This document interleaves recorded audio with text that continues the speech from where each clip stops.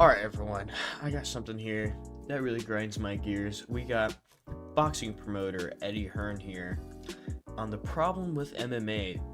If you asked me to name 6 UFC superstars, I couldn't do it. This is just honestly pretty hilarious coming from this guy. He's very wrapped up in boxing. That's all he does. That's all he looks at. He does not pay attention to the MMA or UFC landscape, except really for Conor. Maybe he's mentioned Ilia Topuria or Kamaru Usman once or twice, but I mean, this is getting real stupid here. Let's listen to what he had to say a little bit. May, and I know. Tell us. It's a poor relative. But it's not their fault, really, what's happening. I'm sure people will feel like they could have done some things different. It's just a bit tired, isn't it? It's really down to the actual product, which is the fight. Like, if you said to me now, name me 6 UFC superstars, I couldn't do it. I could give you the ones that seem to keep losing quite a bit and then just come back. It's just cyclical, with the talent. The problem is with UFC, they always want the brand to be bigger, their brand to be bigger than that of the fighter. And when a star like Conor McGregor comes around, everything changes. And I don't think they really like that. Call me deluded or whatever, but those guys, in my opinion, won't be able to lace my boots in boxing promotion.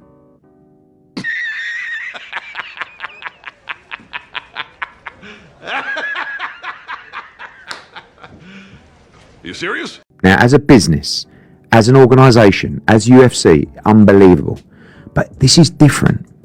Boxing's on fire right now. It's controlling all the narrative across social media on a far different level to MMA and UFC right now. MMA, and I know. Tell us. Alright, so I just looped back again, but I mean, just so many things wrong with what he said.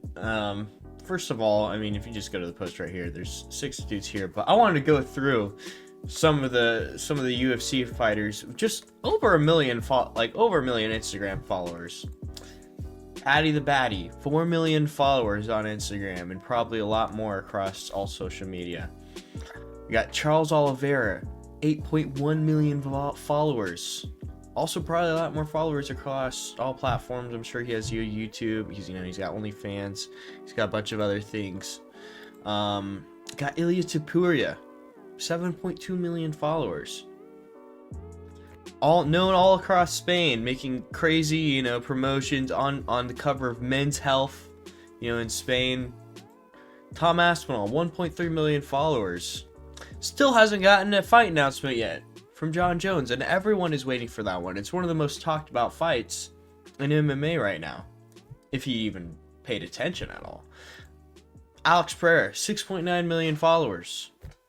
He's taking, when he was on that run before Ankalaev, man, he was taking over the world. It's died down a little bit. But he's still a megastar.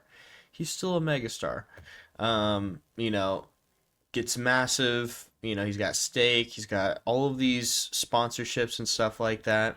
A lot of big sponsorships. Justin Gaethje, a little bit of a smaller, area, but 2.4 million followers. That's just Justin Gaethje. This is just lightweight. Dustin Poirier, 5.5 million followers on Instagram. And then, of course, this is also another thing that, boxing doesn't really have right now. We have a team. We have the Fighting Nerds. I know they're 19-1 right now. They're still a big spectacle. They're still a big draw. I don't think we've ever had something like this in boxing where, we had like a group of people that were just rising up in the rankings across different weight classes and stuff like that. As far as, boxing controlling, the social media narrative and all the other crap he was saying. Bro, death sentence. And he's not even, bro's an amateur still. And he's getting more popularity, more memes than a lot of your boxers and stuff. I mean, you ask people to name 6 boxers, it's going to be pretty hard. Now, I can name 6, and I'm going to go ahead and name 6 for you. You got Tyson Fury, Ryan Garcia, Devin Haney, Tank, and you got Usyk, and you got Daniel Dubois. You got, I could name a couple more, but your average person isn't going to be able to name, especially in America. You ask people, who Daniel Dubois is, they're probably not going to know unless they're real big boxing nerds. They might know Usyk and stuff like that. you know, it's a lot of the heavier fights that get the most draw. Now we do have a lot of boxing coming up right now. We got Ryan Garcia versus I was about to say Devin Haney, but versus Rolly Romero. Let's go to, what is it? Wait, I think this is it.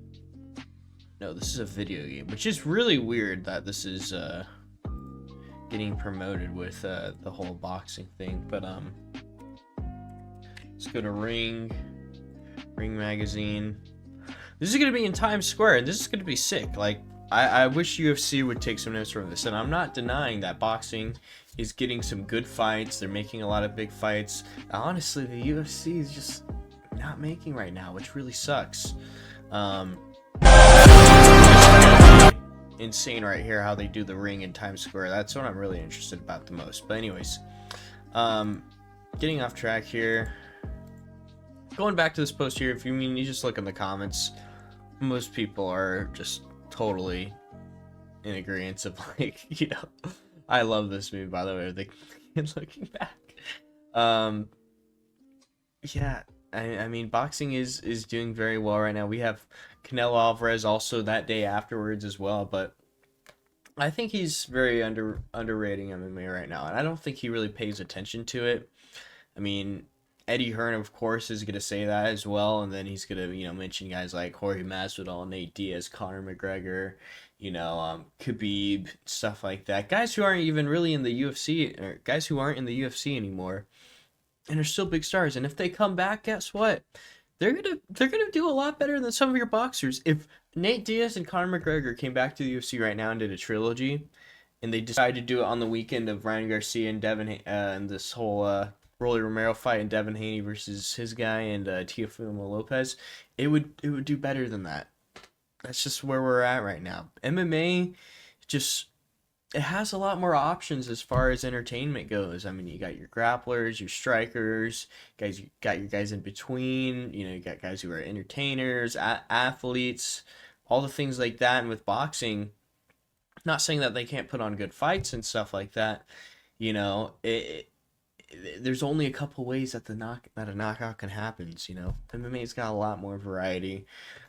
We got much more different personalities in MMA than boxing right now, if we're going to be completely honest. Ryan Garcia is definitely a character.